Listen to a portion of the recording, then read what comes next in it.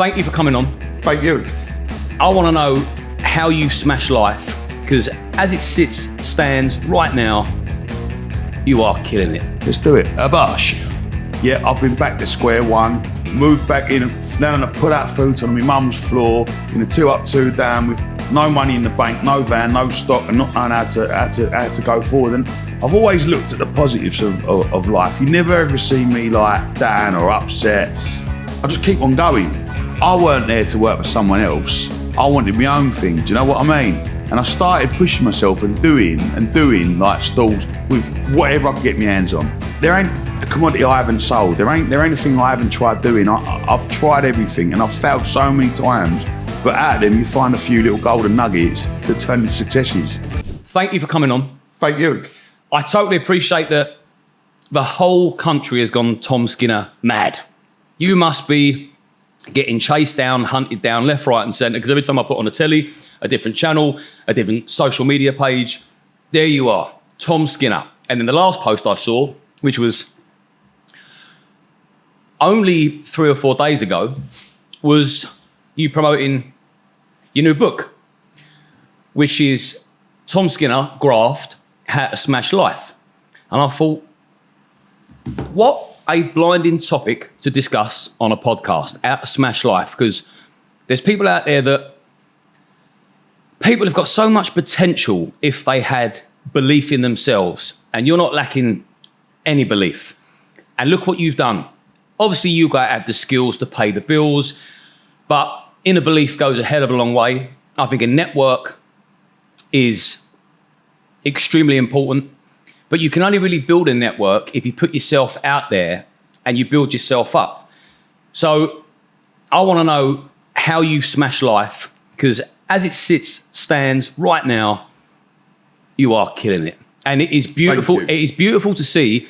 And I look at you as you're the go-to role model for young lads, in my opinion, at the moment. You're polite, you're hardworking, you promote. I mean, your book, in case you missed it, is called Graft. Yeah, that book ain't called sit on your arse all day, eat Pringles and play PlayStation and masturbate. That is called Graft. That's the second book. Yeah, that's in the making. So just tell me what inspires you to get up every single day and work like a maniac. Start with that one. I think that I've never had a job. I've always worked for myself. I've always grafted on my own, and I've always enjoyed what I've done, but I've always wanted to do better in life. Now, I've been up and down 1,000 times in my life. I've had times I'm, got a nice car, got a few quid, doing all right, got loads of stock around me. Yeah, I've been back to square one, moved back in, then I put out food on my mum's floor in a 2 up, 2 down with no money in the bank, no van, no stock, and not knowing how to go forward. And I've always looked at the positives of life. You never ever see me like down or upset. And I've always been that person in my circle of mates and family and friends that I just keep on going. I don't stop. You won't never see me stop. I will not go home until I'm proud. Like, that is fact, rule number one. And I've always wanted to be successful. And I've always come up against obstacles. I was dyslexic. I got expelled from school when I was a kid. I've been nicked when I was younger. I've gone always down, not quite got there and flopped, and I keep getting up. And I think now I'm in a situation in my life where I'm doing all right. I ain't got to worry about getting up in the morning. I ain't got to worry about my bills getting paid, because I've built it up to that. Yeah, but that still don't mean I'm going to stop. I'm going to carry on. And I think what I've learned is when you overcome fear, because everything you've ever dreamt of is the other side of fear, facts, yeah? And when you overcome fear and you believe in yourself, anything is fucking possible. Like, it is. Anything you've ever dreamt of is in reach. You just got to believe in yourself and push yourself, because so many people out there feel like they can't do it. They're struggling. Listen, we're all struggling. There's always tough times, yeah? There's always something going on. There's always an argument. There's always a problem. But if you give up, you might, or you don't even try, you might never know. You know what I mean? And I've always just gone and give it 110%, kept on moving forward, and I finally got there, but it was tough on the way up. Do you know what I mean? Where do you think that inner belief came from, because you know when you see like a pop idol audition and a guy walks on the stage and he's got so much belief, he thinks he's Pavarotti, but he cannot sing a note. You've got to set aside, there are people that are deluded in the world. Of course. They think they can sing and act and dance, but they just can't, and they should really be playing to their strengths in other areas. But you're not deluded whatsoever. My brain ain't normal. Like I ain't not. No, when I say I ain't normal, like I always do things. I do everything you can possibly do wrong before you do it right. I make a million mistakes before I go forward, and I just don't give up. Keep going, keep going. Like the old saying, you throw enough shit at the wall, some of them stick. That's me basically. Like I've done everything. You know what? I've sold. There ain't a commodity I haven't sold. There ain't a thing I haven't tried doing. I've tried everything, and I've failed so many times. But out of them, you find a few little golden nuggets that turn into successes. Was there a point in your life where you either flipped a deal or you was up against the ropes and managed to bounce back in the centre of the ring, and you had that light bulb moment where you thought, if I duplicate that and keep moving forward? Was there a pivotal moment in your life where that inner self-belief kicked in? Or do you think it's just you were born with it and it's intrinsic? I think, like there's so many little bits and pieces I've been up to over the years. Like I met this one little business thing that I'd done years ago, right, was I met this guy who was selling his electric keys, yeah, and literally you put them in someone's meter and they give him 50 quid electric. Right? And I met him and he was telling me about this key and I was only a kid and I bought it off him for a couple of grand. I bought this electric key. And I went with my mate Sammy. I went and got some high vises made up. I went and got a clipboard and I went around the key and I was knocking on the door saying, "Hi, we're from the electric board. Like, we've got a promotion that we're going to give you £50 worth of electric for a tenner." It was going in, boom, boom. Like, and we just... Was this one of those times you got in trouble with the police? Of course, but like, we done it and it was a little bit like Robin Hood because everyone was getting free electric. And I was doing a bit of a favour, then I was the one that got done for it. I mean, look, I've tried a billion things in my life to get to where I've got to. Like, but when I was younger, for that example, I would do anything, you know, like any little thing I could think of. Wouldn't think about the law or if I was doing the right thing. I'd just go, wow, I can nick a few quid, I can do that, I can crack on with this. And I've done everything that way. It was only until I met my wife, really, when I thought, enough's enough now. I want to snuckle down. I want to crack on. I want to build a family, build a life. And it wasn't just me I was looking out for. It was just I wanted the bigger picture. And I think when I met my wife, I was like, right, that's it now, Tom. Come on, you've been a boy for a load of years. Like, you've been ducking and diving, getting up to no good, nicking a few quid, rich 1 minute, skin the next. Like, let's go and do something properly. And that's when I got my head down. And Sinead, bless her, bought this pillow, like this Mad Temper, whatever it was, pillow. I can't remember. It's a cloud pillow, 90 odd quid. And I was like, how the fuck can a cloud pillow be 90 odd quid? And I remember cutting it open, taking it to a manufacturer's, copying it, making it for about 11 quid, 8 or 9 or 11 quid with a VAT, and selling it. And I've got a little wrap, like, and done something properly without doing something the wrong way. So before, that's Bosh pillows? That was, yeah, Bosh Beds and the Fluffy Pillow Company. That's it, the Fluffy Pillow Company. So the pillow company come before the mattress? Yeah. Okay, so let me just quickly go. I know that you've said this before on podcasts, so what I don't want to do is repeat what you've said before and what people have already heard, but just to touch base, to just get people up to speed in case they haven't watched you on James English or any of the others you've done. Having dyslexia at school, I mean, it clearly hasn't affected you in your latter life, but did having dyslexia at school, because there's now all sorts of tags in there, ADHD, OCD. Of course. Everyone's on the spectrum nowadays. I've probably got all of them. Yeah, same. I've probably got all of them, but like how did it affect you at school? Well, it affected me because I didn't understand what I was doing wrong, and I didn't understand being told no, and I didn't understand that I was behind in class. Like, we'd have an English class and we'd have to write out. Let's say that we had to write, the man walked down the road with his cat. yeah? I put the man, road, cat, miss out all the other bits and pieces. But in my little brain, I thought I'd read the whole thing. My brain works quicker than my hand, basically. And remember, I think I was like late primary school, I started secondary school. They said to my mum, look, we think he's got a problem. This was secondary school? Yeah, I might have been primary school then. Primary school, I can't really remember. I probably was primary school. And I went to a place in Ilford, done a test, and they was like, yeah, he's dyslexic. And it never really affected me too much at school because I didn't really let things affect me.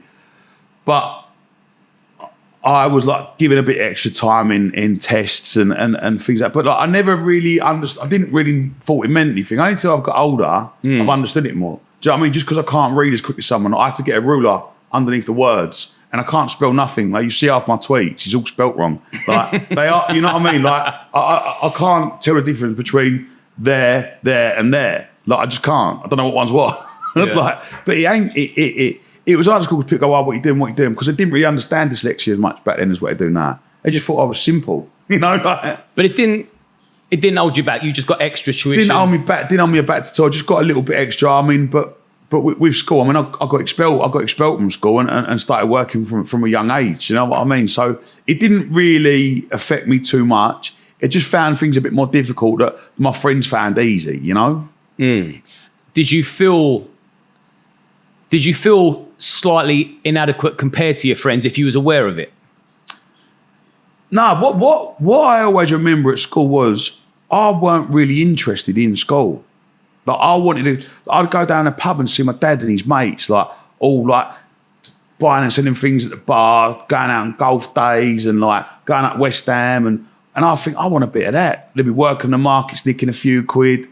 And I think I'm sitting here learning, doing RE, reading the Bible. I don't really understand what we're going on about. We're doing geography. I don't really care. Like I know it sounds terrible, but I don't really care about what grass grows longer in what part of the country.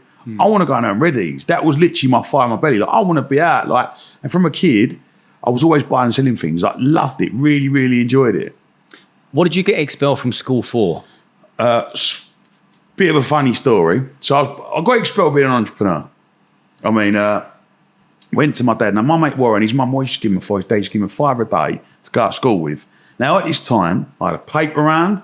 I was setting up market stalls on the market and I was working in my dad's friend's barber shop on Saturdays, sweeping up there. So I was nicking a few quid as a kid, but it weren't enough. It weren't enough, let's say, you know.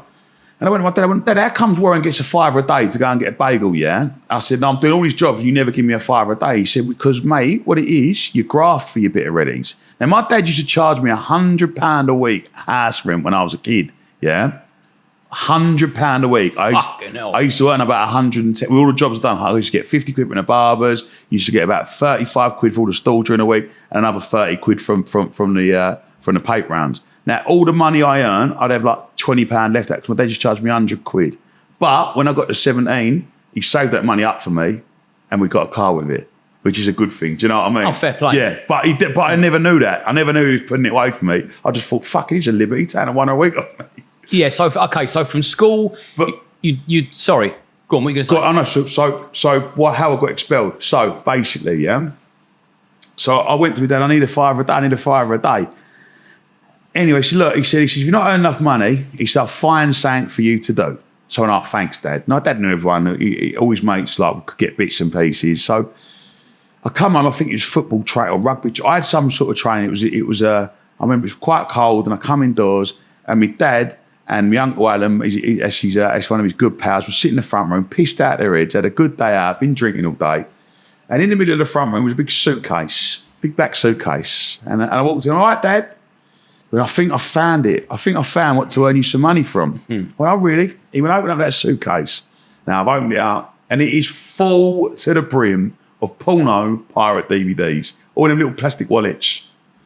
And I was about 14 at the time, and he was like, oh, your mate's going to love them, mate.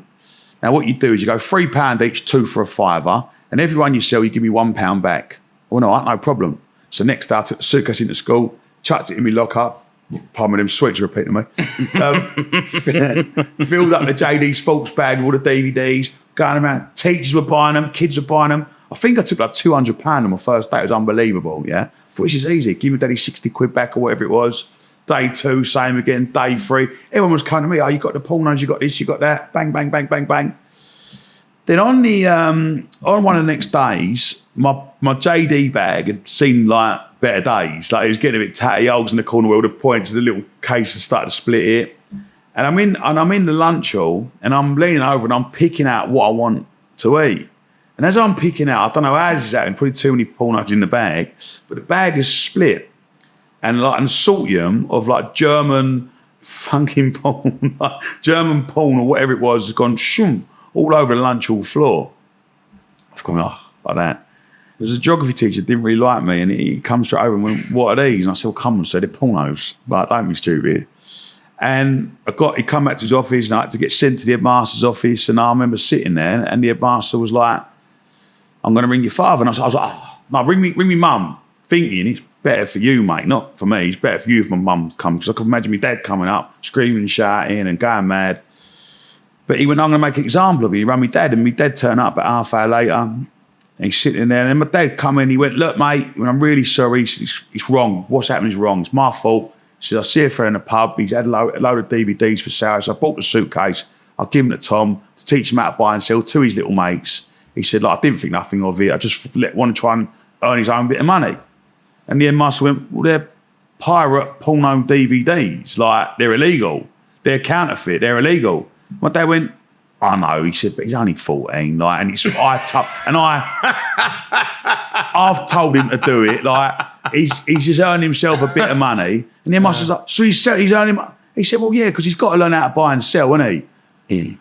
And the headmaster started looking at me dad, and then he went, "Well, I have to ring the police." My dad just lost his temper. He got the right on with it. He said, "Well," and then my dad said, "Keep the pornos." And there was a little bit of a ruckus in the headmaster's office, and that was my last day of school. Your old man took being wrong and strong to a new level, didn't he? Yeah, he ain't messing about. And that was my last day of school. So after that, went to work, ended up on the market, built myself up, done a bit of work with dad, and so that was the only school that you got expelled from. Yeah. So you went all the way through school, battled with dyslexia, but you was interested in making money, and then your old man at 14 was like, "Here's a load of blue movies. Go and sell them," and you got caught doing that, and then you was expelled, and that was school done. That was school done. Now, I was at a good school, and I was allowed to go back to do my GCSEs. The 18 months later, whenever it was, but for the whole time from 14, I was back at home. I was working with my dad. I was in the warehouse, and I come back. I'd done my GCSEs, got a couple of GCSEs under my belt, not great ones, but I got them, and then went at work, and I've just been a grafting ever since. If you could turn back time, when you was caught with them porno DVDs and they said, "Right, headmaster's office, we're going to get your dad in there, you're in big trouble, you're going to get expelled," you could turn back time. I'd have made him ring me mum. Yeah. Or would you say, "Look, if we can keep this stum, I'll do you a deal. You can have 3 of them for a Jax." He probably fucking kept them anyway. Of course he did. Yeah, of course he did. So that's school done. And I sort of, where I've seen your podcast, I sort of know about the school years, but we had to touch base on that, because getting expelled for selling porno DVDs is epic, isn't it? It's hilarious. It's totally outrageous, and the fact that your dad's come in and sort of tried to defend it. He's only 14. It's like, yeah. That's the whole point. That's the problem. So from 14, you've left school, because now I now want to get into the graft. Yeah. Because this is what makes the man. This is what separates you from the rest. So how old was you when you got your first job, and what was it? Well, I didn't really have a job. I never really had a job. I used to do a bit for my dad, and my dad would put in DVDs, funny enough, again, into sweet shops around East London and Essex. He'd go back at the end of the week and collect the money for ones that sold.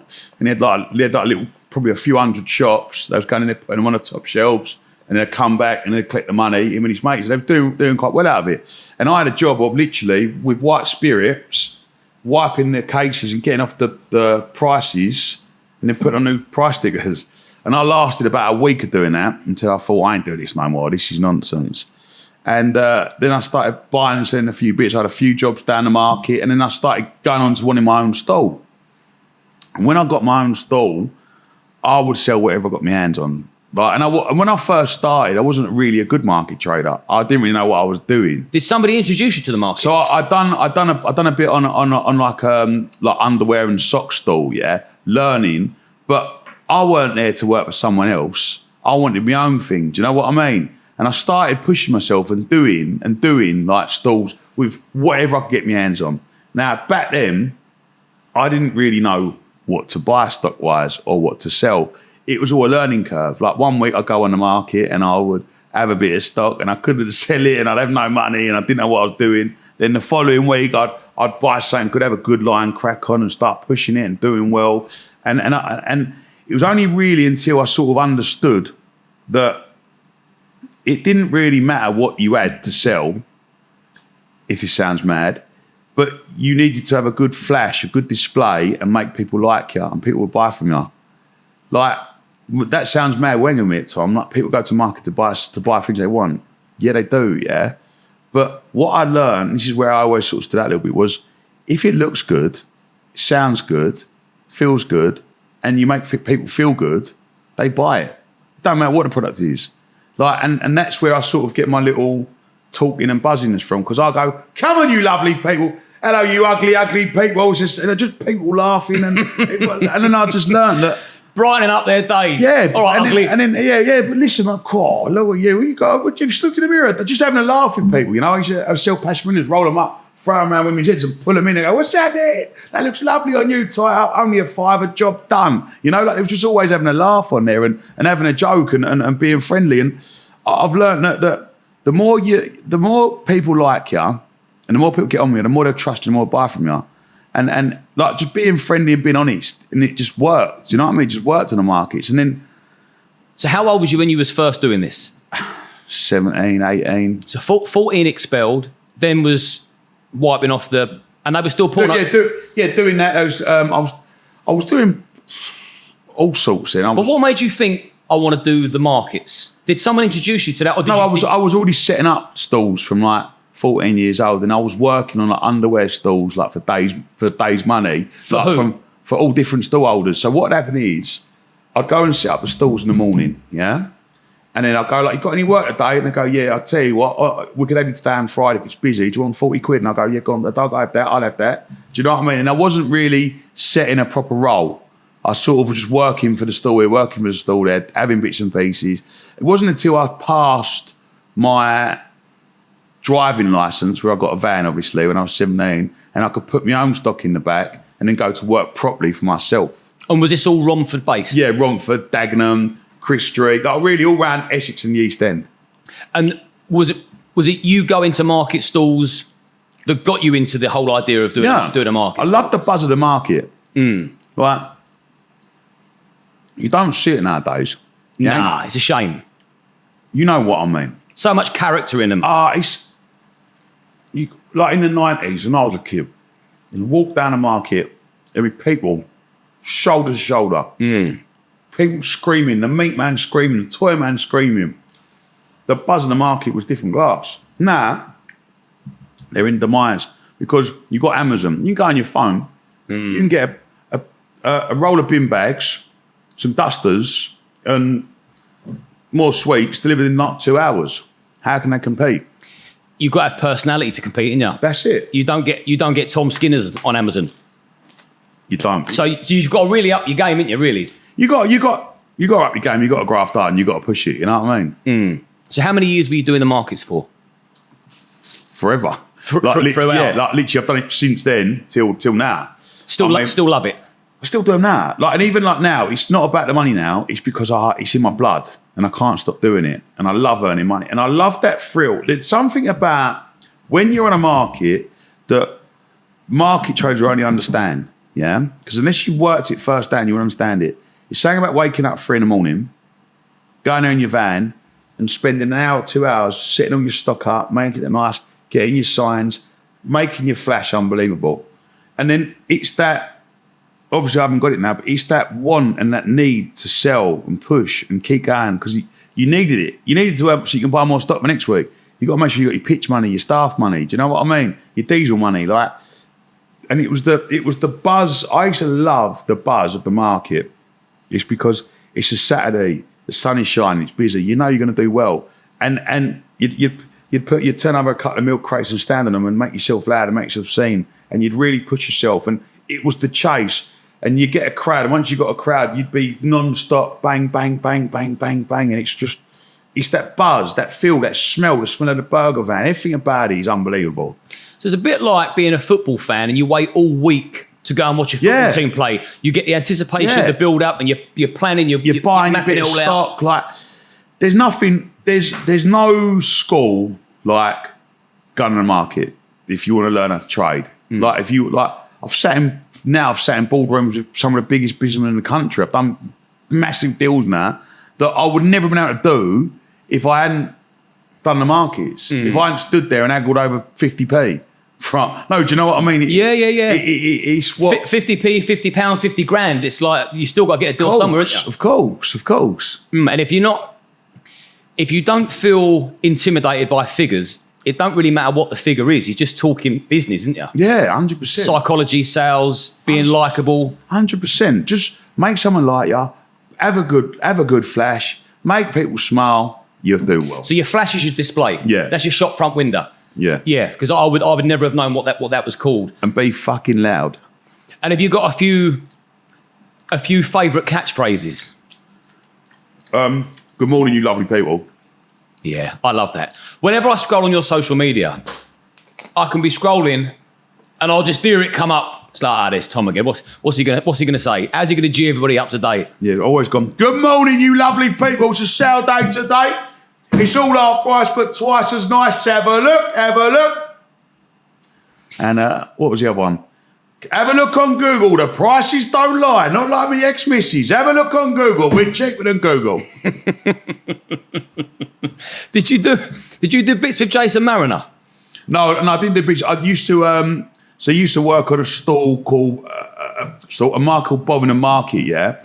And I used to work on the same market as him. Because he's lovely, isn't he? He's a lovely bloke, I love Jason. Yeah. Yeah, I really do. So he had a stall down one night, and I used to go and see him up there. He's a lovely bloke, Jason. Do you know what I mean? He's got great lyrics, isn't he? He's got great patter. I can imagine he was brilliant as well. When I was first starting the market, I'd see him down there and watch him and be like, he knows how to sell, and get some tips off him. Do you know what I mean? He's very good. He's very likeable. He's misunderstood in the media. Without fail, every Sunday, me and him will talk on the phone. It's normally about what we're eating. We love our lamb. But yeah, he's lovely, he's caring, he's considerate, and he always wishes well for other people. Yeah. And that's what I like about him. And that's, what I notice about you, and what I notice the world needs, more of that. So it's no surprise that you're going to do well having your own stall. Because it's like having it's your own show, really, isn't it? And the products are a bonus. Yeah, I think like the markets just teach you life. Pantomime. Yeah, it's pantomime. What I've learned as well since I've been doing telework and all these bits, life is one big show. It's who can shout the loudest. Like it's crazy. Like it's even like when I watch the news, yeah, I'm learning this. Everything you see, read, touch, and feel in the media is not true. It's a show. It's all a show. It is all a show. It's crazy. And did you have any idea before? So from the market stalls, you've been in and out of it. What was your first proper business in? Because you've not worked for anybody ever. Yeah. So you got into the market stalls, and from there, what was your first business? Probably my pillow round.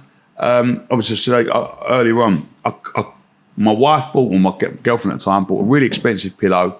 We cut it open, and we found out we went and got it manufactured. We cut with it, and we went and got it made. I borrowed a bit of money to do it, and I went into different shops, and I was wholesaling. I was going, look, I think I can't remember what I've done now, 30 quid. It might be, do you know what? It might have been 30 quid each pillow. Wholesale them at 16 quid. I was thinking 7 quid a pillow, whatever it is, 6 quid a pillow. And then I'll go, right, you can have 30 on sale return, you can have 30 on sale return. I'd get 100 shops.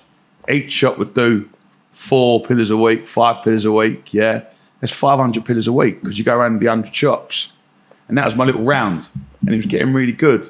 And then that was at the point where about 6 months before going on the apprentices was. And my wife, I never applied to go on that apprentice. My wife applied for me. I didn't do that. She did. She watches it. She wears the tie when it's on. She loves the show. And that was how the apprentice come about, because I never had enough money to get to the next level, to get the machines, to do it, manufacture myself, and to make it big time, and to sustain giving more stock to more shops, because you never had enough cash flow. So she applied for the apprentice on your behalf, with or without you knowing? No, I did know. Did she ask you permission? Yeah, she was like, she's like, you got to do that apprentice, Tom. You need to do it. And I said, I ain't going to do that. Why don't want me on there? Why don't want someone like me to go on the apprentice? Never in a million years. Come and I'll fill the form out. Like, and she filled it out. Obviously lied on it. Average church goer, business degree, smart dresser. Never sold a porno in his life. yeah. Normal bloke, works hard, loves curry for breakfast. And she sent it off, and yeah, they come back and said, we like it. It was all bollocks on it. It was all lies. It was literally all lies on the. Had you ever watched the programme before? No. So you didn't. I knew what it was, but I hadn't never watched it. Weren't a bit of me. I knew exactly what it was. Knew who Lord Cheery is, but I didn't watch the show. And is that telly in general, mate? I don't sleep. Like, I can't sit still. Watching telly bugs me a little bit. It's too relaxing for you. If I find it like my legs get tight, like I'm stretching my legs out, or I don't know. Do you ever get this when you lay in bed and you go to go, you can't, and you're stretching your neck, you're like, stretching your arm, I can't. Agitation, because your brain's going into overdrive. Yeah. You're thinking 101 things at once. Can't sit still, can't chill out. I just find it hard. Yeah, I get that totally. I mean, it's put you in very good stead, because you're running, you're spinning more plates than most people could possibly do. Yeah. In fact, you ain't got enough fingers for the amount of plates that you're spinning. It's awesome. So she's applied for the apprentice. They've then said, we like the look of this guy. We like the look of his resume that's completely fictitious. We'll have some of that. Yeah. And then you've gone into the studio.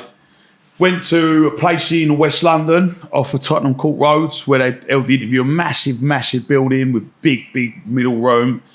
And I was the only one that didn't wear a suit. I didn't know. I went to Lakeside. I went and bought a new pair of Timberland boots and a polo shirt. I didn't know what to wear for the apprentice. I was the only one not wearing a suit. And when I went down there, I thought, fucking hell, these people are keeping the tails in business in London. I've never seen nothing like it. Did you not do any research beforehand? No, I didn't know. I didn't really. I thought they ain't going to be wearing suits for the auditions, are they? It was not my world, but I just made them all laugh there. When I done the interview, I was making them laugh and just being myself and just being normal and taking the mick, really, is what I was doing. You were fucking brilliant on that show, mate. Was it? You were you were absolutely superb.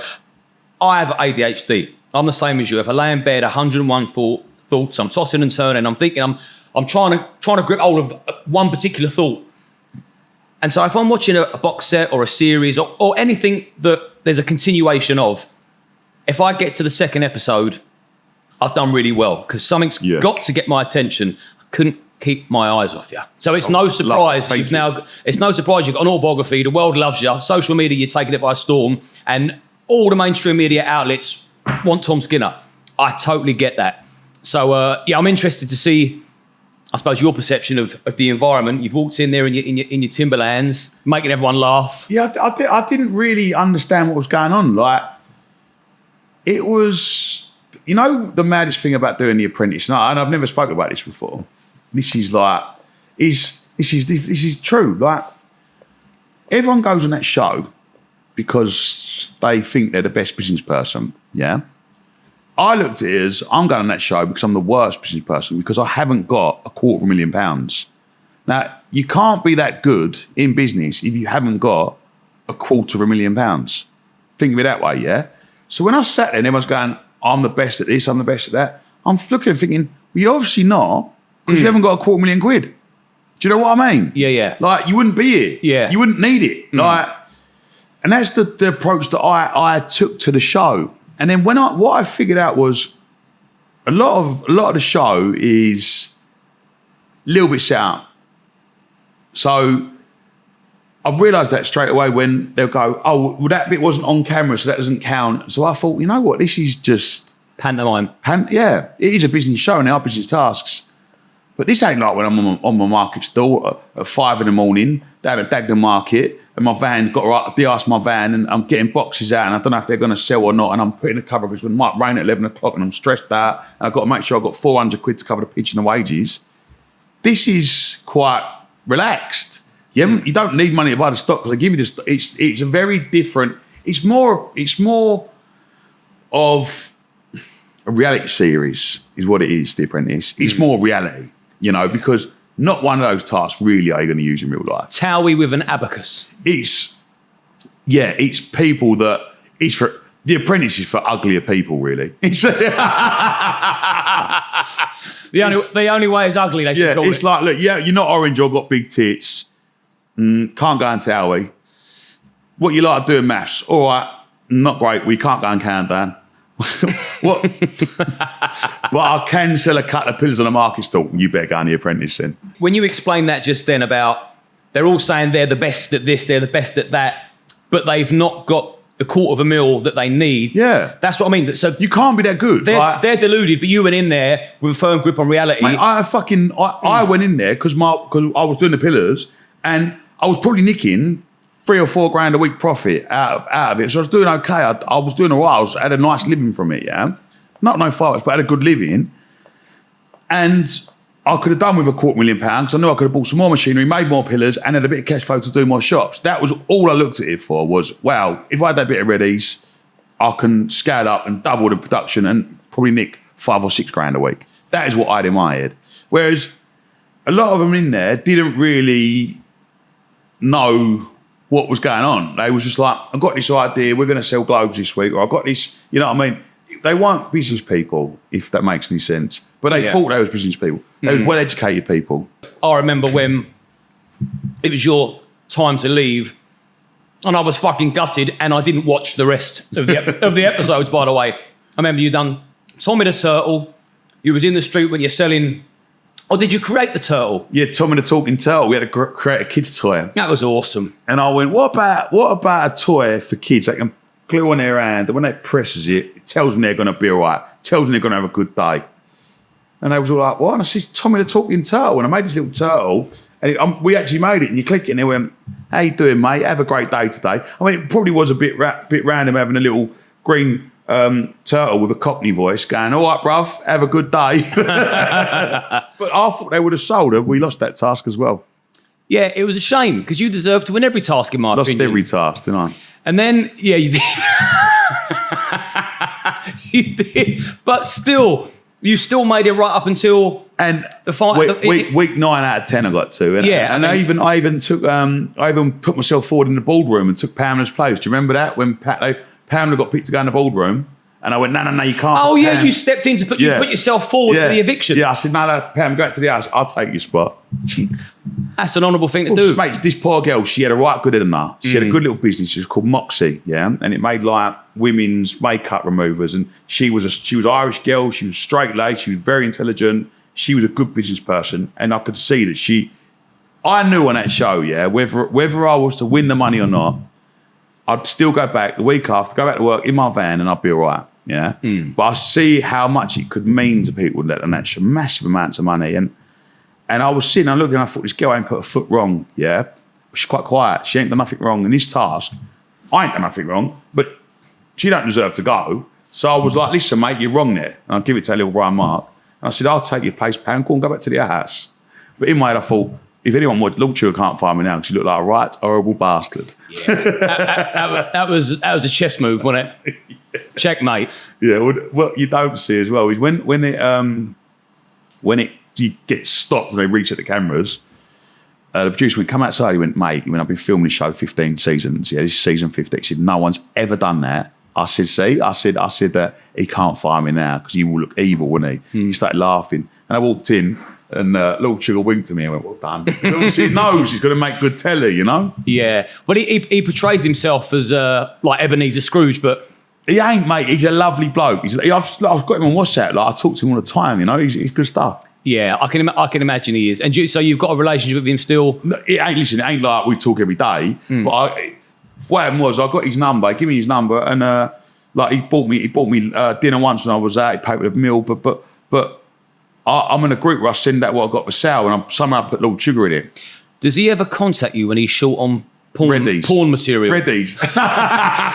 When he fancies a wank, does he? Here, Tom, you ain't got one of them pornos, have you? No, I got him in this WhatsApp group I've got, and I send out what I've got for sale, and I send it out, and it always goes to him, and he always I'll have 3 of them, I'll have 4 of them, So he's bought a few bits and pieces as well. So Lord Alan Sugar is now A customer. your customer. He's a customer, yeah. Ah, that's a claim to fame, How isn't good's it? that, yeah. Yeah, really good.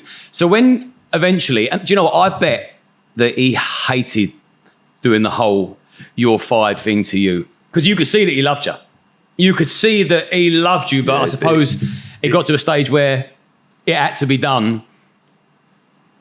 How did it feel? Mate, he'd give me this lovely speech. If I was at war and I was a general, I'd want you in the trenches next to me. That's I'd want right. you fighting by my side. Because you're a good person, he said, but we're not at war, we're at a business show and you've lost every task.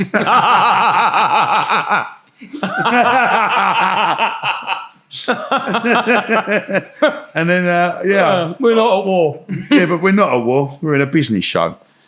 So, and he went, stay in touch, you're fired, like that. And I thought, fuck's sake. So what's changed now? I mean, it's obvious. You're now one of the most famous people in the country. But from The Apprentice, the next day you woke up, you're asked to leave, you wake up the next morning. What happened from that day onwards? We went straight to the Isle of Wight, my mum's 60th birthday, right? And we went to the Isle of Wight Fest with my mum. And we had a drink, had a good time for her birthday. And then we come back and we had a barbecue. And the barbecue had all my friends there. And we're at the barbecue and we start drinking. And this is 3 days after being out the Apprentice. One of my mates come up to me and give me a tour. And I put it in your pocket, Tom. I thought, oh, cheers, bro. He said, no, like, you've been away for 7 weeks, haven't you? I said, yeah, I know. He said, well, look, he said, you probably hadn't the money with him 7 weeks. Here's a cut. Oh, no, oh, sweet, bro. Thanks, mate. That's nice, yeah. That's what you do when someone's come out of jail. What? Walk round, we have a pal.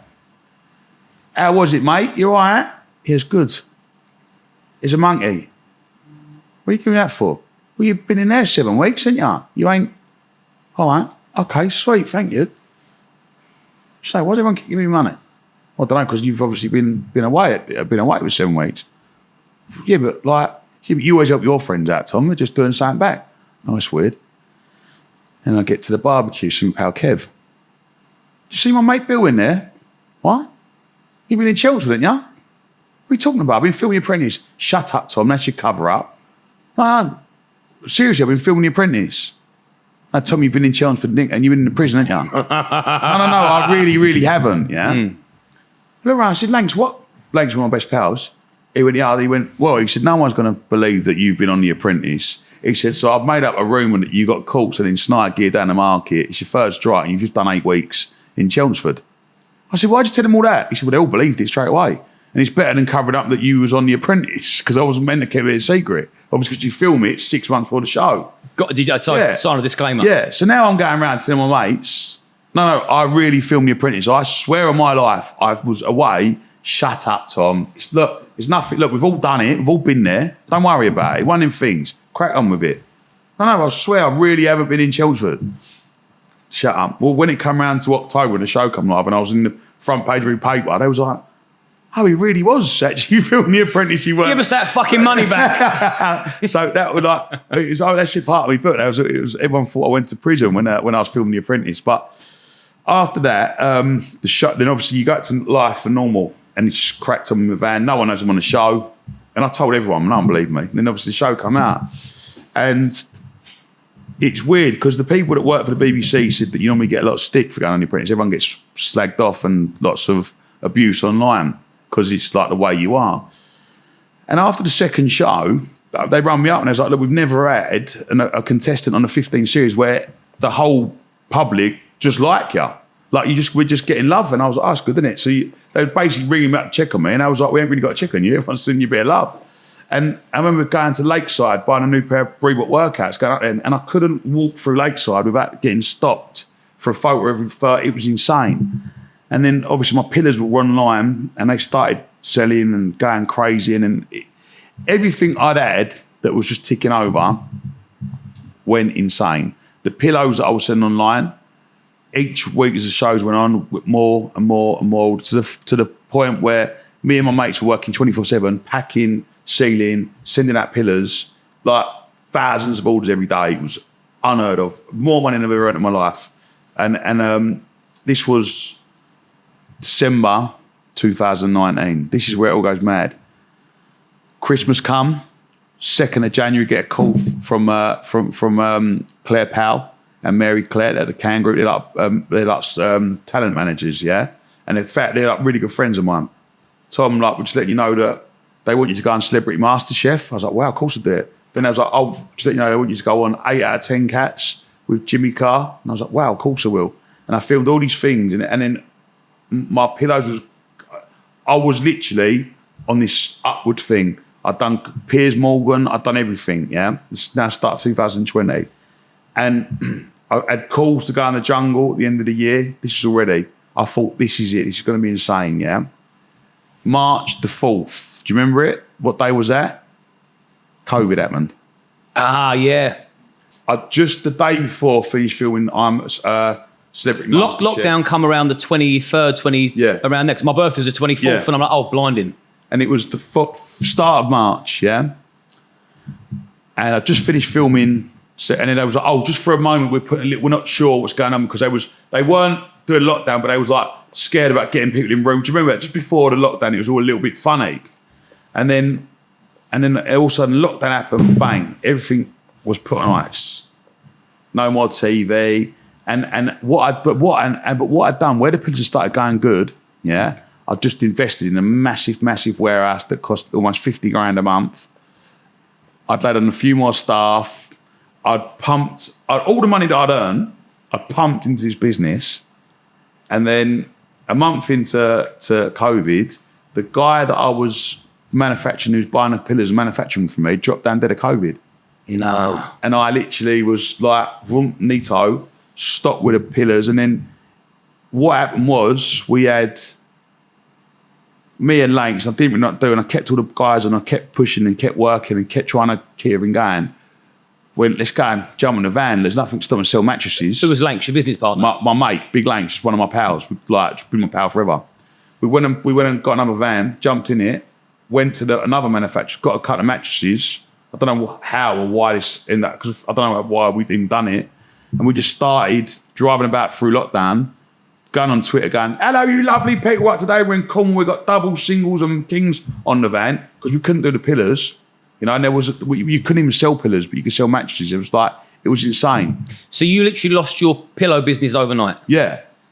Yeah, that was doing better than ever? Mate, it was wasn't not as much as what the beds did end up taking. But at the time, it was taking a lot of money. Like, a lot of money. Like, it was changing my life. You know, I was... But where I'd called on so many things, and I had no way of paying for them because I couldn't sell any more pillars, what was I going to do? Do you know what I mean? I was in a bit of a state.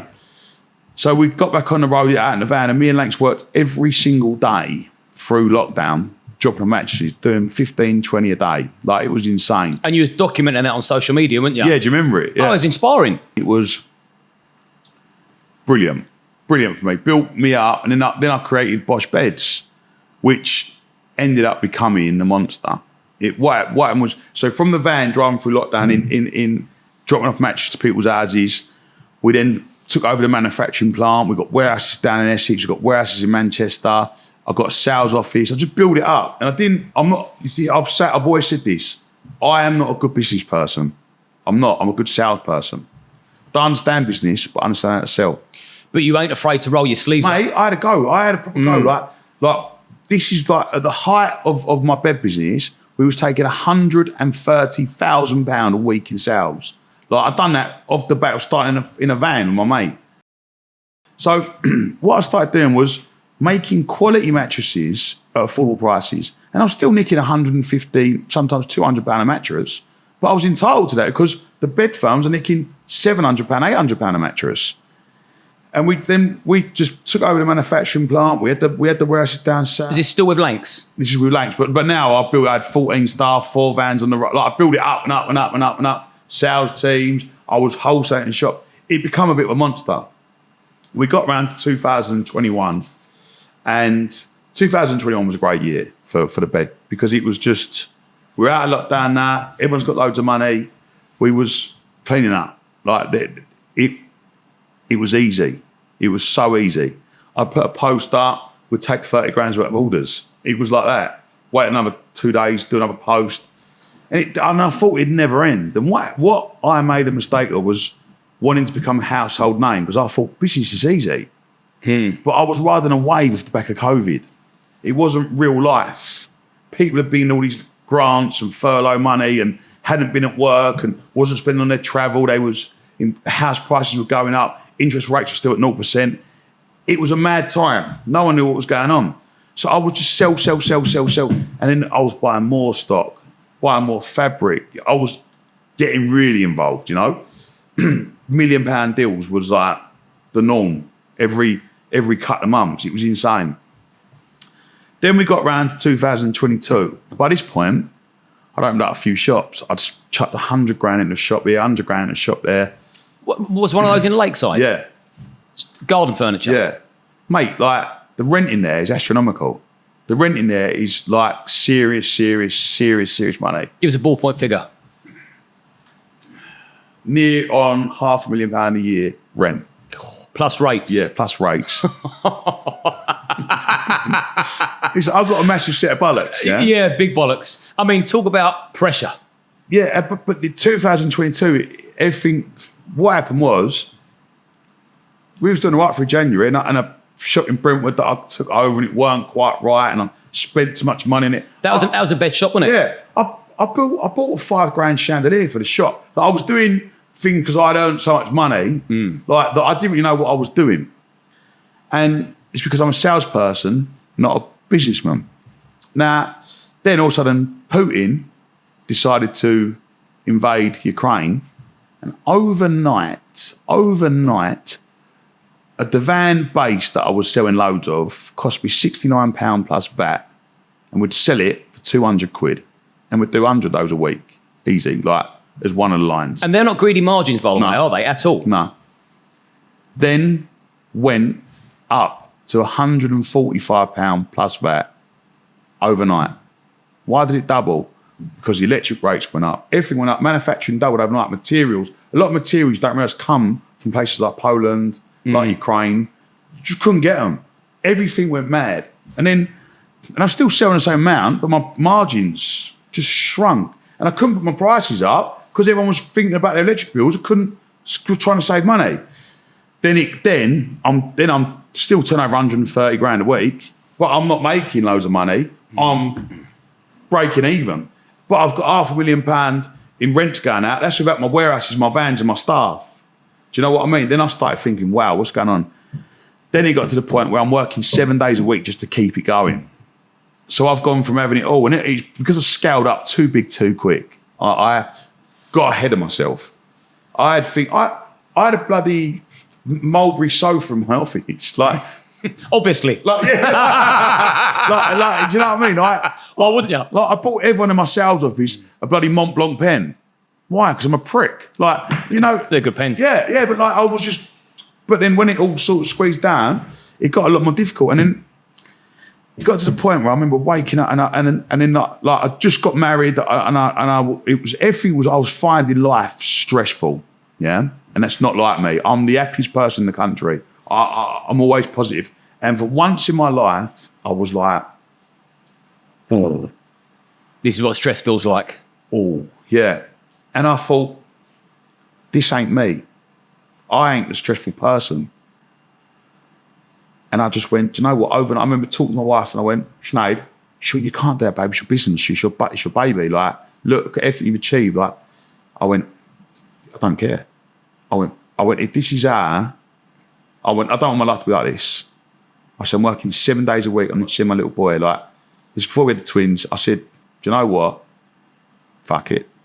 And I literally woke up, shut all the shops, shut all the warehouses, sold all the stock off, sold off my website, niched it in a day. like unheard of. Like, it was a hard conversation to have with all my staff. And they all understood. I said, look, I said,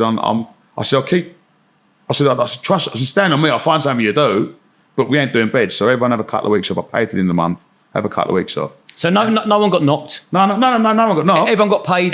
No one got knocked, yeah? But I just thought, Bosh, that's it, job done. And did you come out on top or? No, I had big loss. Yeah, mate, I I've done £1 million, I reckon, at least. Wow. Oh, everything I built up. But remember, mate, I've gone from not really having like a few grand in the bank and nicking a couple of grand here and there to having a multi-million-pound business with more money than I ever dreamt of, and not really knowing how to manage it. And then on the last bit, pumping it all into business and doing my absolute tits, like no good. And then I just had a bit of time off. I went to Spain with my missus. I walked about. I had a bit of money left, but not a lot. And then I thought, wow, what a journey. What a journey. Like this time a year ago, I was on James English's podcast talking about how I'm flying. I'm on this train journey. At Christmas, I'm buying 100 grand watches and Bentleys and all sorts. And then 7-8 months later, Just like that. I've just had enough, got rid of it all. And then I didn't know what to do. That stress must have been heavy duty for you to decide that. Mate, It must have been unpleasant. Geez, when you're finding like 30 grand a week, you've got to find 30 grand a week for just to cover like just 30 grand profit to cover your bits and pieces, to build your bills and that. Every single week in, week out. It's hard. Did you find out who your real friends were? Yeah, 100%. Mate, look, I'm so lucky that I've got a great group of mates. Like, because I've always been loyal to my friends have been loyal to me. Listen, of course, I've found a few snakes. I've found loads of snakes along the way. Loads of people that... I was going to say, when you're doing that and you're flying high, I bet you found some new friends you never knew you had. Look, I had staff and friends that I'd give jobs that I didn't even need. I'd give them £1 grand a week, and I bought them a van so they had something to do and have a purpose. You know, I've done that for people. Done that for people that people know and see, and they'll see on Instagram and think they're flying. I've helped people right out. Like, got people out of trouble, bailed people out of money, given people motors. I've done loads of things. When it all come on top, there was only a handful of people that sat with me and was like, mate, we're here. What do you want to do? How do you want to be? How do you want to play? Ride or die. Yeah, let's go. Sweet. And I had a few weeks off, and now we're coming to like end of September. This is last year. And my mate Lanks, I was in the cafe with him, and his missus wasn't very well at the time. And it was... Let me stop there. It's not actually what happened. The Sunday before I went to the cafe, I was sitting there and I thought, what am I going to do now? This is Dino's calf. Yeah, but this is the Sunday before I go to the cafe. Bear in mind, I've been going to this cafe before all this, but I'm sitting there and think, what am I going to do? I've had this brilliant business, it's gone. Pillars are gone. TV work, not really anymore because the COVID happened, it's ruined it all. This is it, towards the end of last year. What am I going to do? My baby, you'll find something, you always do. You've been up and down since I met you. You're always like that. And it was true. Like when I first met her, I had a few quid, then I was skint, a few quid, then I was skint. So I thought, what shall I do? And I jumped in my van and I drove to the market. And I thought, this is where I started. And I walked around this market and I hello, Tom, I ain't seen you for a couple of years. How you been? Yeah, good. Oh, hi, Tom. Wow, I see you on the telly. Wow. What, you forgotten about the market? And I thought, where you been, mate? What you been doing? I see you on the telly and all this. Well, you're big time now. Too good for the market, are you? And then I bought Emily some toys, I had a burger, bought a couple of jumpers, pair of pants. And then I've done a little video on my phone, just walking about. And then I got in the thing and I walked back. And I thought, I might jump back on the markets. And I rung a few of the old boys that I know. I said, you still got a bit of stock about? And they went, Tom Skinner back on the firm? I went, Tom Skinner's back on the firm. What, working the floor, son? Yeah, working the floor. And I went and bought a bit of stock. And I just went into Christmas back on the markets. And this is where the Dino's Cafe videos start. So now I've got my tail between my legs a little bit. I'm not skin by no means, but I've got no income. So what I've got... Living off your savings. Yeah. So, and that ain't going to last forever, as you know. Like, No. Especially now, but bear in mind now, I've got the big Q8s and the big Bentleys and I've got all the overheads. Or I've got rid of the shops, but I've still got at least 10 grand a month just to pay to live, like to eat. Do you know what I mean? To pay my bills. So I've still got big overheads. And I went back to work on the markets. Me and my mate Big Collins, and we went to work. And I remember going to Big Lanks, and I remember going to Dino's Cafe with Big Lanks one morning. And I sat in there, and his missus weren't very well. And I'd done his little motivational speech. And he said, come on, let's put it on Instagram. I said, who's going to want to see me eating a steak and out pie? It's 4:30 in the morning, you mad. So someone was ill, And you gave them a motivation? Yeah, I was just like talking to my friend, like at tough times like that, she's going to get better. You know what I mean? Like just having a little talk and talking to her and talking to him. But it was like, let's do it on Instagram. Let's do it on there. That's what, you know what I mean? I don't know how it ended up coming to that. And it was and I went, all right, do it. And I remember he held the phone like that. And boom, I've gone, what I've always done on the markets. And I've always given a pep talk to my pals that work with me in the cafe since I can ever remember. I've always done that. And I just went, good morning, you lovely, lovely people. Now, it's Friday morning. We're in Dino's Cafe, the best cafe in East London. And, of course, I've got a lovely steak and our pie with the steamed veg and the roast potatoes and, of course, a bit of gravy that I never look when I pour. Whatever you're doing today, go out there and give it 110% and believe in yourself. And remember, tough times don't last, but tough people do. So step outside your comfort zone and make today your day. Let's go, Bosh. Phone down. Everyone started clapping in the cafe, going about, very good, Tommy. What's going on now? I thought I'd put it on Instagram. I said, oh, yeah, well done, son. Put it on there. People loved it. Wow, great, thank you, boom, boom, boom. So I thought, oh, I'll keep doing these. I'm in the cafe. I'm back on the markets now. Like, I'll do them. And we started doing more and more. And then it got to like end of November and they started doing Christmas dinners. And I thought I'd have a Christmas dinner. Mate, before I knew it, like I was trending #1 in the country on videos for my breakfasts. Every time I didn't, like a day off, people going, oh my God, I've had a terrible day because Tom's not done his motivational post from Dino's Cafe. And then I kept on doing them and doing them and doing them. And then it got to the point where, I'm going to try and dig it out. A woman messaged me and just said, look, I was going to end my life. Now, I've done like 40 or 30 Dino's posts now. I wrote a letter, like I messaged my friend, like, and I'd done everything. And my friend just told me to look at your page. I didn't know who you was. And I've sat here all through the night reading and watching your motivational videos. And you're the reason why I'm still here. And I remember fucking reading this thing and thinking, surely not. No, like, this is, are they helping people this much? And I thought, do you know what? Now I feel like I've got some sort of authority, like I need to be doing this now. Because like, if it just helps just one person sees it, watches it, it helps their mindset, makes them feel better, gets them out of whatever hole they're in, whatever. Look, we all have tough times, you know what I mean? We all find things hard. But if there's someone you can look at and think, he's walking, talking proof, he's been through it, he's cracked on, he's sitting there, he's not looking when he pours his gravy. Because he's the absolute governor. and I just thought, do you know what? That's it. And I've done them every day. And it spurred me with the people go and mate, and the amount of messages, like I even done a campaign with a mental health charity. Right, okay. Campaign against living miserably. It's about people that... Oh, okay. And they contact was like, look, Tom, like all we're getting is people incoming saying they're watching your videos. What might you do a campaign with us? And I was doing men's mental health. It was crazy, like, and I was just enjoying doing it. And I was doing the markets. And then before I knew it, me and my mate Collins were doing a market every day. We was smashing the life at the market because I was putting it on Twitter and Instagram where I was going to be, and they was mobbed and whatever we sold out. I was cracking on with the Instagram posts and Twitter posts and millions of people watching them. We come into Christmas, and my mate, I don't think I'll ask him, he probably won't mind me saying this, but he'd just come out and doing life in prison, who I was doing the markets with. And he said to me, this is the best Christmas I've had in a long time. Because we went into Christmas with a few quid again, we was cheering people up on social media, and we was having a laugh. And me and my mate Collins literally just grafted our heads off together on his markets. Wind, rain, didn't matter what it was like, we went to work and we got it done, and we nicked a few quid. And I come into Christmas feeling good. Feeling really good. Good again. Yeah. From where you were. Yeah. And I was like, wow, I've helped people. I've got a few quid.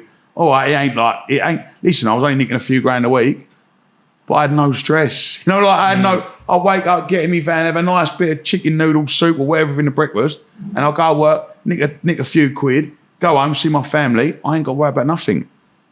And then this is where all of a sudden all the TV work started. And I then, after Christmas, sat down and thought, go for my emails, up to my emails for months.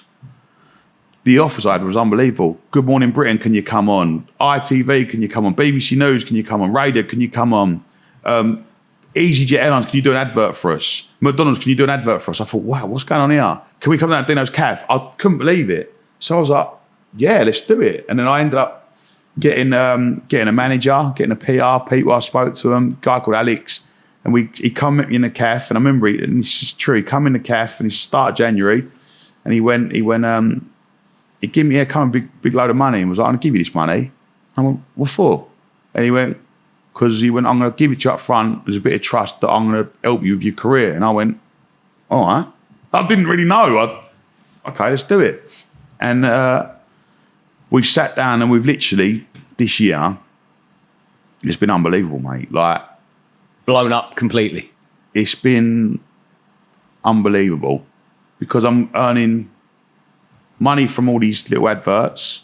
I'm not stressed. I'm still doing my market stalls here and there when I pick and choose. I'm still doing the videos and I'm getting TV work and it's brilliant, you know. And I'm just all I'm trying to do now is spread my energy and my positivity to anyone that needs it, anyone to hear it. Because I feel like in life you go on social media, yeah, and all you see is people sitting in rooftop bars in Dubai, posting bar Ferraris. I'll sit in my transit van. That's what earns me my money.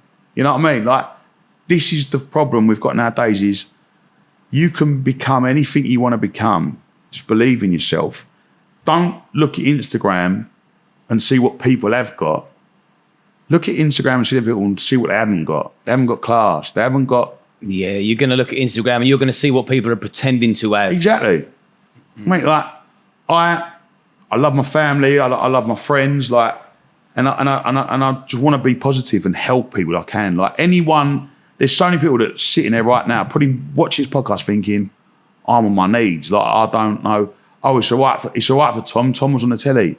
Tom used to sleep on a pull-out bed on the floor. Tom was also on his knees. Tom was also on his knees. Yeah. Tom was on the pull-out bed on the floor, like with not a tennis put in his van. I made my own luck. I've said to you before that I think you're one of the most inspiring men in the country, and that young lads, in fact, young or old lads, old men, they should be looking to you for inspiration, motivation, because you lead from the front. And that's why massive respect. I remember when you was doing the Bosh mattresses and you was out delivering them in the van and you was documenting that. You just come out of The Apprentice, but you weren't too proud to say, I'm back in the van, I'm selling mattresses from out the back of the van, and you watch me go. So there was no excuses made. There was no nonsense, no bullshit. This is who I am. This is what I'm doing. I'm authentic, and I'm going to give it my best shot. And that is real, genuine motivation. That's no Dubai rooftop bullshit. Well, how have you done that? Well, you haven't done it, have you? You're on holiday, or you're a guest somewhere, and you're taking a nice picture, or doing a scam. Oh yeah. Like, do you know what? Oh, mate, it make me feel. Do you know what? I'm going to go on a rant here. Yeah. Do it.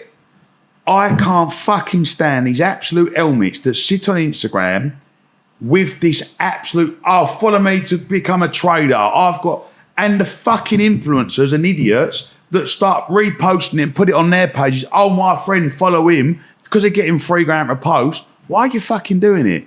Like, there's people with their last 500 quid sit there, see your post with you having this big fucking dinner or sitting with this fucking hired Ferrari, yeah? And you're leading desperate people who ain't got the money and they're going to spend their last bit of money on some fucking scam, and all these models and Instagrammers and influencers, call them, are fucking sharing it and doing, because they're getting a quick $2 or $3 to do it.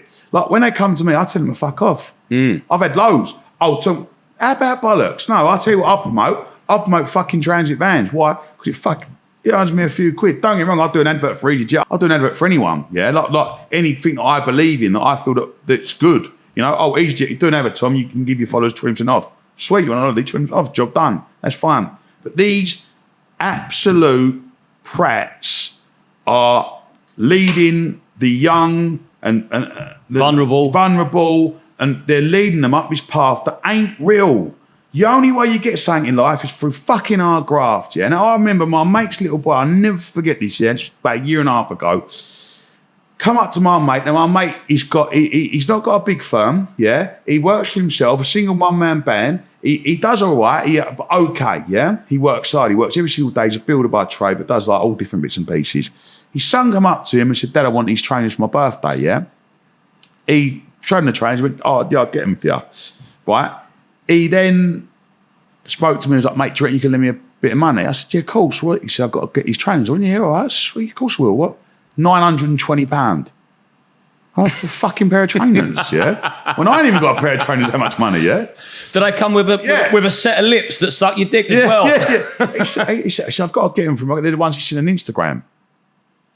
And he's like, I think what's his boy, 14, 13? I said, mate, you can't get him them. He said, oh, help me out. Like, he ain't with his mum. Like, I want to, all right, I'll get him. Like, well, shit, I can lend you the money to get him. I lend him the money. He's got his boy these trainers, yeah? His boy then, 3 weeks later, I need to get another pair because he's not the ones anymore. Where's he seeing it from? He's seen it on Instagram. People are looking at these picture-perfect individuals with fake bodies that are photoshopped, that are created through steroids and growth hormone. They're then posting pictures, pretending they've got money they haven't got, and it's going to fuck with their minds. Yeah. We've now got a man that's here, that's a walking, talking success story, but you're as real as they come. And this is what people need to see. You rant away. Mate, take it back and go with it. But it's like, I couldn't afford to live the life, yeah, that some of these influencers live through social media. I bank with cooks, mate. Like, I ain't doing too sad. Might not put that in there. They'll love it.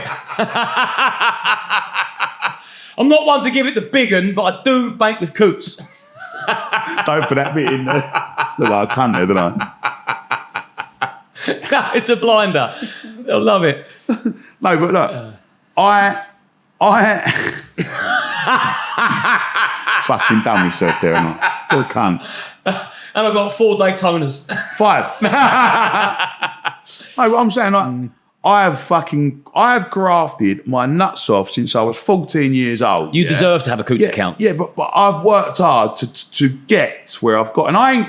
Listen, I still sometimes have to manage my fucking what I'm doing. I have to go, well, I can't afford to do that in a minute. I've got to put that there, and I've got to wait until I can do that next month. Like, I'm not still flush, got millions in the bank, because I ain't. You know what I mean? I'm comfortable. I'm a little bit better than comfortable, let's say, yeah? But I still go work every day. I ain't scared to go work. But I couldn't lead the life that these influencers live on their Instagram pages. No one can. Like, you cannot lead them lives. Like, you go onto holiday website and find out how much it is to have 6 months in the one and only in Dubai. Be like 200, 300 grand. Do you know what I mean? Like, you can't do that unless you're a multimillionaire or you're up to no good. That's it. Now, what's wrong is these 16-year-old kids at college wondering what they want to do. Oh, I want to be an influencer. What happened to wanting to become a doctor, wanting to become an engineer, wanting to become a carpenter, wanting to go and be a market trader, wanting to be a set? What happened to becoming? Everyone is now wanting to be an influencer. But once you realise that these influencers get paid £2,000 a post, £3,000 a post, and that's it, and then have to wait 6 weeks till they get their next job, it's all false and not real. We need to put some sort of mediator on it to stop it happening, because we're living in a false world where people have got false hope. Like, you cannot live those lives. And people think it's easy. Oh, I'll do this, do that, do this. No, mate, blood, sweat and tears. That's what gets you to maybe go there for 2 weeks once a year. I'm sorry to put a damper on things, but it's true. It's true. This is a good slice of life, because kids now, they're glued to their iPad, they're glued to their phone, they're watching YouTube, they can rattle off the like, subscribe and click the bell notifications like it's their own words. They're becoming indoctrinated, and they will think that when they grow up, they can sit there in front of a camera and all their dreams and prayers will be answered and they'll be multimillionaires, where I'm going to bring this back into play. You've got to fucking graft. And it's 100%. Pure and simple. I've done exactly the same. And you said something earlier about you didn't feel like you should be doing something until you got to a certain level. I never thought that I should try and influence people or put my 2 pence worth into the world until I reached a certain status, until I had the house and the car and the family, until I had my shit together. I knew I had my shit together years previous, but I had to overcome some serious obstacles, but I knew I was going to get there. But in my head, I thought, I'm in no position to preach and influence until I'm there.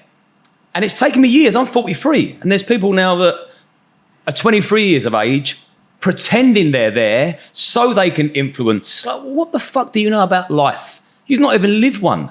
It's all fake society. So again, it goes back to me acknowledging that you're a huge inspiration because you're real, you graft, you document it, you put it out there, warts and all. You don't care what people think either. That is another thing I love about you. And people care more about other people's opinions than they do their own ability and their own thoughts. Never, ever take criticism from anyone that you wouldn't take advice from. Rule number one. Don't ever, if someone tells you what you can or can't do or tells you you're wrong, unless you take advice from them, tip them bollocks. Don't worry about what anyone thinks or says about you. If I was to worry about the things that are said about me, I would probably jump off a cliff. Do you know what I mean? I know for every 1,000 tweets I get, well done, Tom, love you, I'll get one saying, you fat prick, or, you know what I mean? You're always going to get that, yeah? Have your blinkers on sometimes of things like that. And that is the best advice I can give anyone is never, ever take criticism from someone you take advice from. And when they give you criticism, you listen with both ears. You've got 2 ears and 1 mouth for a reason. I used to do that. Well, you remember when I used to have a big platform before I was cancelled 2 or 3 times. And I intend never to get cancelled again, by the way. But I would go through all the comments and I would read them meticulously. And I think, and I'd like the trolls. Because I think, well, how can I learn? I don't want an echo chamber. I put out a video once. I was trying to get 100,000 signatures to get a cancer drug reinstated on the NHS because a friend of mine who's now passed, he needed it because he had sarcoma. They call it the lonely cancer because it's like only 1% of cancer victims get what's called sarcoma. And so I managed to get the 100,000 signatures to Parliament, which was great. But the first video I put out, because a friend asked me, oh, do you mind putting the video out? And I put it out. Forgot about it, went back, looking at it, it was doing okay, the views were going up. I'm looking at the comments, and they're ripping the life out of me. How many times does this fucking idiot want to say, So I've watched the video back. And obviously where I've never put myself in front of a camera before and I've never been asked to do such a thing and I'm talking and I'm going, it's like, yeah, I won't do that again. Boom, I took it. I didn't go, well, there's nothing wrong with saying, I didn't get defensive about it. I thought, I'll learn. I'll learn from that. And I've never done it again. So I can't thank trolls enough. What did you say? We just done it again. Don't hold it against me. I've never done this before. Mate, I think if you got people trolling you and you got people giving you abuse online, you're doing something right. Because they're that bothered about you. Triggered. Yeah, and if they get upset with you, look, not everyone in the world's going to like you, are they? If everyone liked you, it'd be a very strange place. I think it'd be boring. And I don't think you'd grow. No. I don't think you'd grow as a person. No, although I did scare the life out of a geezer that trolled me once. You're going to love this one as well. I'm going to tell on the podcast. This is brilliant. Do it. So it's a bit naughty. Go for it. So when we was doing the pillows, we used to give we do these pillow giveaways, and we go retweet and we'll pick one lucky follower and we'll send you like £50 worth of pillows and duvets. And I had this geezer and he kept sending me abuse, like for no reason, but horrible abuse. Yeah, like your missus is ugly, like your missus is ugly. You're a cunt. If I see you down an alley, I'd like to beat you. Like but he's always see him popping out. He's always on Twitter.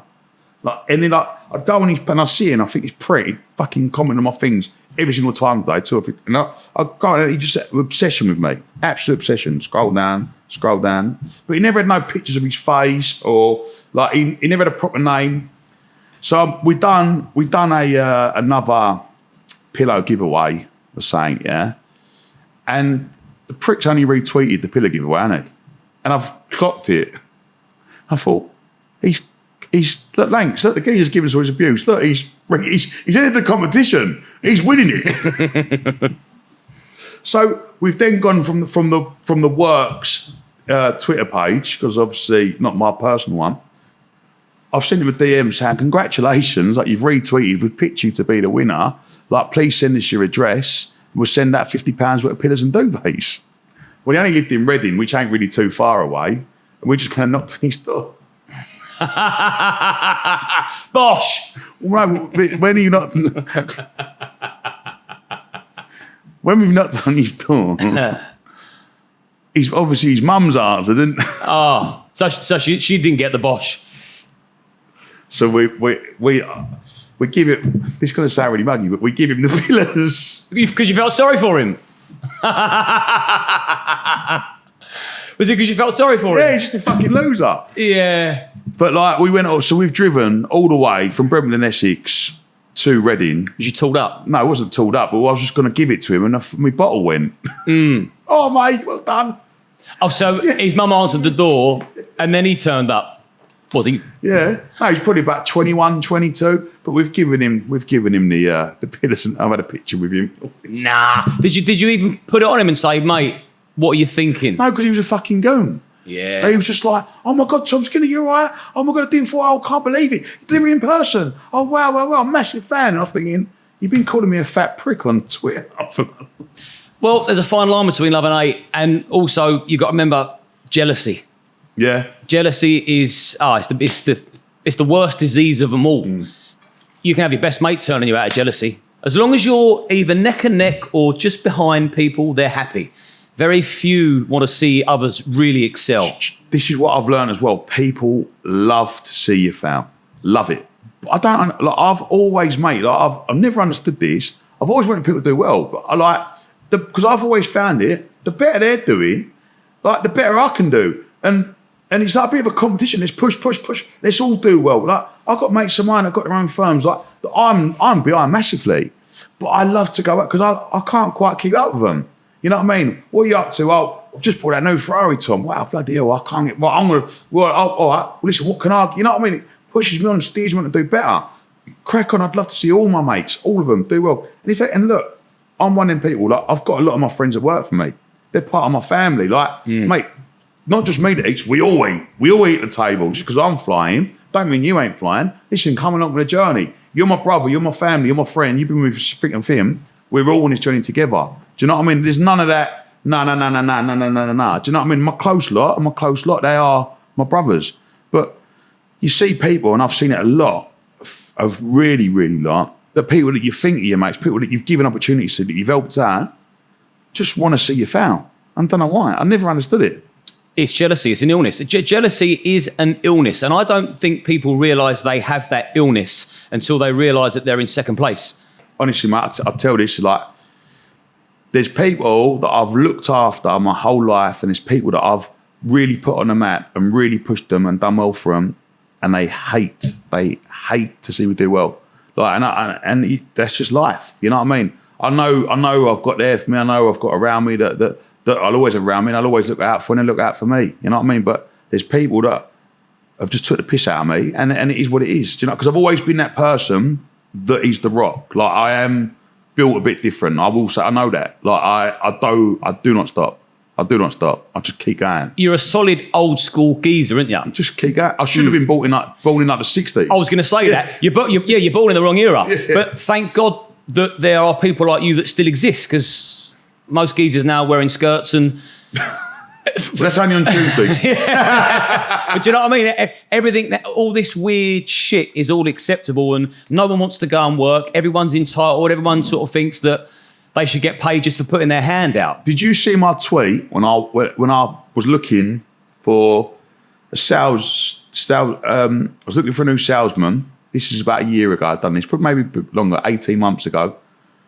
And I put a video up with a tweet, and it basically said, guys looking for a new salesperson, £25,000 a year is basic, with 5% commission, on target earnings. If you're good, you can earn £75,000 a year. Fantastic job, no qualifications, just need to be experienced in sales, know what you're doing. I don't care how old you are, or where you come from, or what you've done in life. If you can sell, I will look at you for having a job. But there's one thing, do not ask me how much time a year I get off, yeah? And do not ask me what time I finish a day, and do not ask me, Do not ask me how much time I get off holiday. Do not ask me what time I finish every day, yeah? And do not ask me how can I get $75,000 straight away. Because literally, if you're good, you work hard and crack on, you can earn that. Bosh, yeah?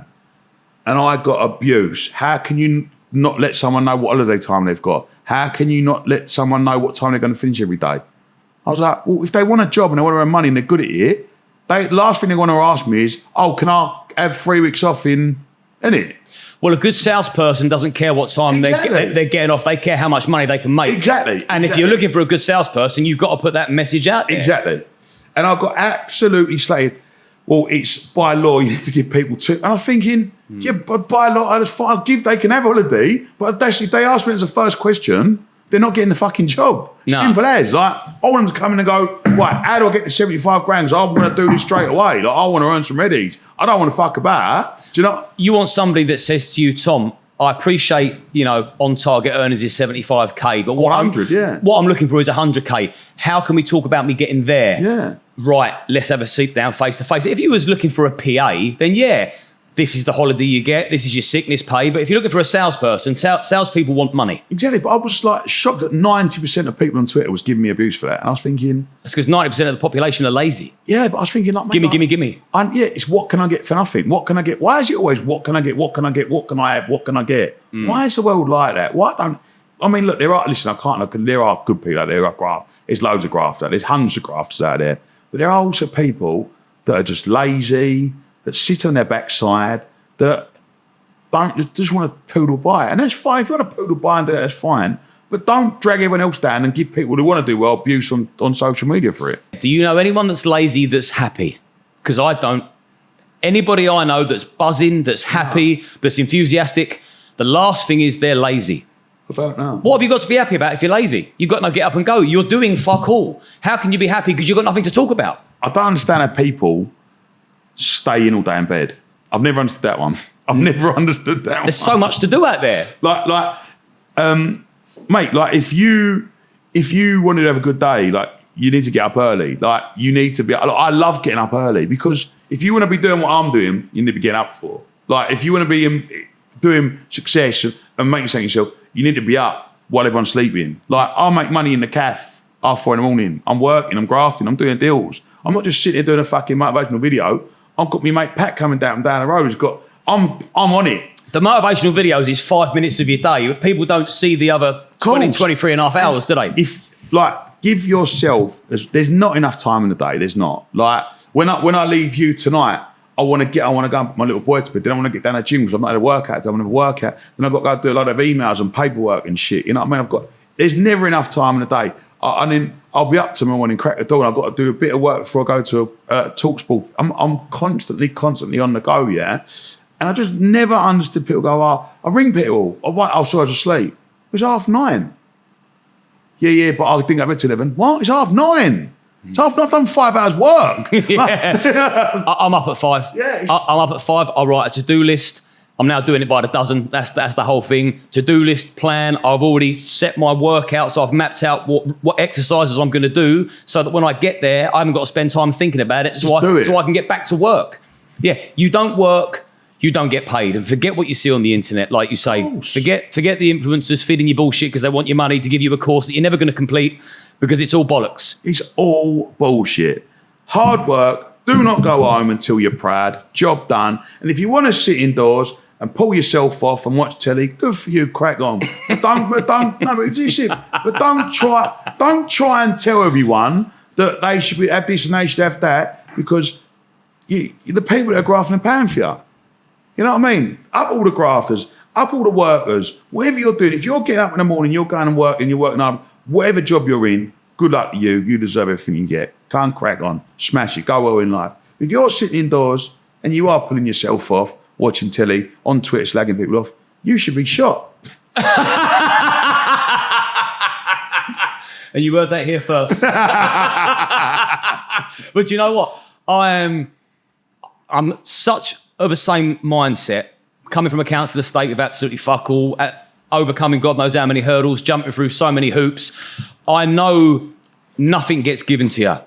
And I also know that slagging people off and treading on others isn't going to get you anywhere. It's only going to make you more miserable. Because if you hate on someone so badly, imagine how much you're going to hate them when you see them doing even better. Of course. It's just going to, you're going to spiral out of control. You're going to be one horrible, miserable, fucking... Lonely.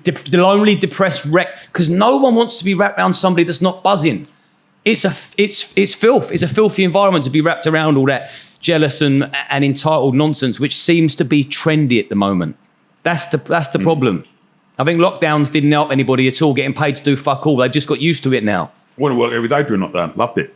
So since you've blown up on the internet, all the media channels want you on there, all the talk shows, all the sports shows, your phone book's now going to be very different compared to what it was, let's say, before The Apprentice. So the circle of friends that you're associating with now, good ones, bad ones, memorable ones you never want to remember again?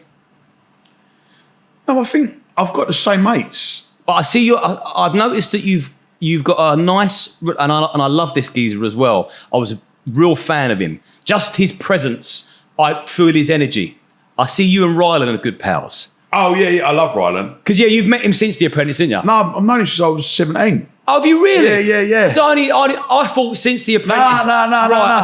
No, he wouldn't have me on his Instagram before I was famous. Is that what it is? Is that what it is? No, I've known Rylan since he was 17. So is he Romford as well? Yeah, so he's... How about that? Yeah, he's cousin, it's Kimberly, who's my sister, but she's not my real sister. It's like a bit of a... So I grew up in Romford, and then my best friend Kimberly, like me and her are like brother and sister. Yeah, but we're not brother and sister. We're just mates. I see you call her sister. Yeah. Right. So like we're like best pals, yeah? We grew up together. Like it's just that we're just fucking good mates. We've always got on, have a really good, like her and my wife are really good friends now. And we go out as a little four ball. Her and Rylan and me and Sinead, and that's our little clique. And we go out, the four of us, and they're like a couple, but they're like Will and Grace, them two, yeah? Yeah. And there's me and Sinead, we're the normal ones, do you know what I mean? And we just have a proper crack there. Hey, I think so. You've always been good mates as well. Boys with mates, yeah. I mean, he's extremely lovable, isn't he? Yeah. He's another one, because it's not like I don't really watch a great deal of TV, period. Certainly not reality I like TV. that post you got of him when you come in your front door as well, on the right. Shh, you've seen the one on my bedside table? One of his underpants. But no, he's... I can see why you would want him in your life, because he buzzes, doesn't he? He's a good guy. He's got a vibe, isn't he? Yeah, when he comes through that screen, he's like, cool, boom, Rylan's here. As well. He's tall, he's handsome, he's had all his hair and teeth done, hasn't he? Jealous, ain't you? But saying that, you ain't ever going to lose yours, are you? I've got a nice bit. Yeah, a lot of this podcast I've been looking at, you've been talking to me thinking, what's he saying? I'm just looking at his hair thinking, fuck me, I'd kill for a strand of it. But yeah, can you see you and him collaborating sort of business-wise? Well, I'm this year, this is going to sound mental, I'm going to start doing the beds again, believe it or not, but nothing as big. Just like my mate wants to jump in and do that. So we're going to start doing the beds again. I've got my own TV show coming out, which I don't want to say too much about, but Rylan will be on there, which will be good. This is the first I've heard you say that, but in my mind, I'm thinking to myself, your own TV show, I said the collaboration, Rylan, I could see that really working. Yeah, so that'd be good fun. Oh, good luck with that. Can't wait for that. And there's nothing you can tell us about that at all. Do you know what? I would love to sit here and tell you, but I don't want them to go, fucking hell, you just blurred it all out, we're going to do it now. Yeah, okay, so you're contracted to a channel. Yeah, but let me just say, it's going to be a blinder. Oh, I bet it is. It's going to be, and everyday people are going to watch it and love it. And that's what we need more. We need more everyday people giving back everyday stuff rather than this fantasy bullshit land that people seem to be living in at the moment. In their front room, glued to their phone, like you say. Do you know, like, when you go... So I rarely look at my phone. I rarely look at my... Like, when I say look at my phone, I mean, like, I'll leave it at the table and look at it, but you won't ever see me like this. Because I just don't do that, yeah? Like, people go to me, oh, like, why ain't you replied? I ain't not replied, I ain't replied to anyone. Like, do you know what I mean? Like, I've always got 600-700 missed calls or like 1,000 WhatsApp messages. I'm not very good. I can't sit here and look at it, yeah? I like talking to people and shaking people's hands and meeting people face to face. Like, you go on a train nowadays, people don't even look at you. Like, you walk down the street, people don't even say hello to you. They're all on their fucking phones. They're like this all day. I don't understand what's happened. You could put on that thing, aliens are invading, and everyone believe you. I went to the Formula E a couple of weeks ago, yeah? I've never been to Formula E. I've been to Formula 1. The Formula E is brilliant. It's really weird. It's electric Formula 1 cars. It's bizarre, yeah? So they've got to try and get on the track without running out of battery. It's really good fun. And I remember doing the grid walk, yeah? I remember putting my phone in my pocket and I wanted to, this is like the grid walk. There's big celebs on there, like, it's once in a lifetime thing to do as a grid walk. And I'm walking down it and I'm looking at the cars. There wasn't one, I didn't have my phone in my, there wasn't one other person who wasn't like this the whole way down. And I thought, this is a once in a lifetime opportunity. Like, why are you not looking at it? What are you going to do with that video? Think about it. What are you going to do with that video? When are you going to look at it again? You're probably going to look at it maybe once, might show your mate down the pub a couple of weeks later. After that, you're never going to see it again. So your memory in your brain is looking at a screen on the phone. I would never, mate, I was touching the cars. I was like, it's smelling the burning of the battery. Sucking up the atmosphere. Yeah, like, mate, why would you want to walk down and look at a fucking 6-inch screen? Robert, I actually, look, he's ringing me. We'll leave that in. Yeah. But why would you want to look at it through a screen? If you want to look at it through a screen, sit indoors and look on your telly. Do you know what I do with 90% of the things I record on my phone? I go through them and delete them. Exactly. So why spend all that time recording shit when you could be actually experiencing it? Mate, this is what, again, going back to e-commerce, online shopping, why, did you know that this is the first year in the last 7 years where more cash has been spent? Really? First year in 7 years. They say they're trying to rule out cash. Yeah, people are rebelling, mate. Yeah, people are, but we don't want to be told what we can use to fucking purchase things, do we? People are rebelling. I cannot wait. Cash is king. Never get rid of cash. If you're watching this thing, put some cash away, trust me, because once everything's in the bank, everyone's got full control. They've got full control of your money, 100%. They could fucking lock you down and not give you none of it back. It won't be long, mate. I mean, this is a whole new topic, but it won't be long before they want to start putting fucking chips in us. Well, I hope not. It's only a matter of time, mate. I mean, look where we are now. We're being tracked 24/7. They know where we are just by that device there. Although they'll think I'm about 3 meters away. Yeah. They won't have my location. So from here, we have your book being launched on the 12th of October. Where do you go to buy that? It's Amazon, but it'll be in WX Smith, Waterstones, be everywhere from the 12th. From the 12th. But if they want to pre-order it now... Go on Amazon, or just type in Google Graft, Tom Skinner, and there'll be loads of different places. I think it was like third in the charts the other day, so it's gone back up again. But yeah, that's awesome. Everybody needs to get real again. Everyone needs to understand that you ain't going to get rich. In fact, you're not even going to be able to pay the bills unless you get off your ass and graft. Hard work, graft hard, believe in yourself, and don't give up. Or go and give it a try. You will never ever know what would happen, what you could be if you don't try it. Tomorrow is a new day. You can completely reinvent yourself. You can start again. You can apply for anything you want to do. You can write a plan down. Do you want to be the person that looks back, even next week, let alone 5, 10, 15 years, and be the person that thinks and says out loud round the dinner table, I wish I'd have done that, or I could have been that. It's like, well, forget what you could have been. You're the person now that lives with regret. Get up and fucking do something. Go and smash it. Yes. Go and make the day yours. Yeah, smash the life out of it. Tom, I've enjoyed this, geezer. I'm glad you come on. Mate. Thank you. And I'll be at the launch party. Let's do it. Yeah, good man. Let's do it. Bosh.